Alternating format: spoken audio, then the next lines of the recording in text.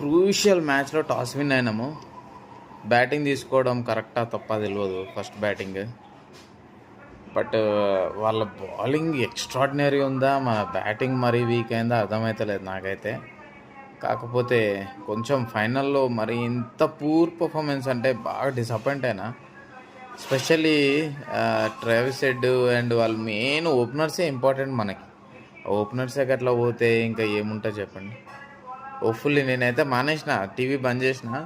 ఒకవేళ ఏదైనా న్యూస్ అదేమంటారు, స్కోర్ చూస్తుంటా మధ్యలో చూస్తే మాత్రం ఒకవేళ మనోళ్ళు ఏమన్నా ఒక 4-5 వికెట్లు తీస్తే మళ్ళీ చూస్తా. కానీ ఇక మళ్ళీ చూడబ్బా, ఫైనల్ మ్యాచ్లో చాలా డిసప్పాయింట్లో ఉన్నా.